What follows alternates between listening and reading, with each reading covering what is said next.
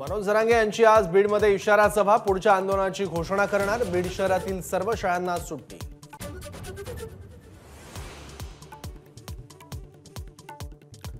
सरकारला आता वेळ देणार नाही, मनोज जरांगेंचा इशारा। तर खोचक टीका करणाऱ्या भुजबळांवरही हल्लाबोल।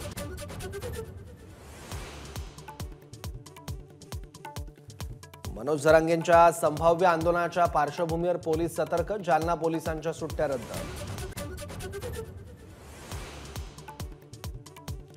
कुठल्याही समाजाच्या आरक्षणाला धक्का न लावता टिकणारं मराठा आरक्षण देण्याचा प्रयत्न, जरांगेंच्या इशारा सभेच्या पार्श्वभूमीवर अजित पवारांची स्पष्टोक्ती।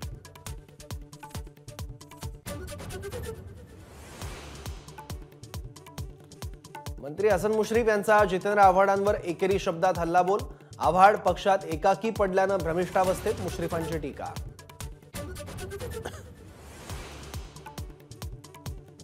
राज्यात दिव्यांग विद्यार्थ्यांसाठी राज्य सरकार स्वतंत्र विद्यापीठ स्थापन करणार। माजी कुलगुरू मुरलीधर चांदेकर यांच्या अध्यक्षतेखाली 15 जणांची समिती स्थापन।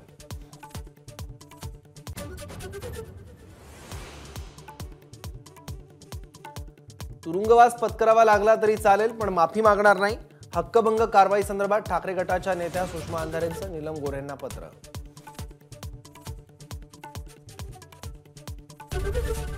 एबीपी माझा, उघडा डोळे बघा नीट।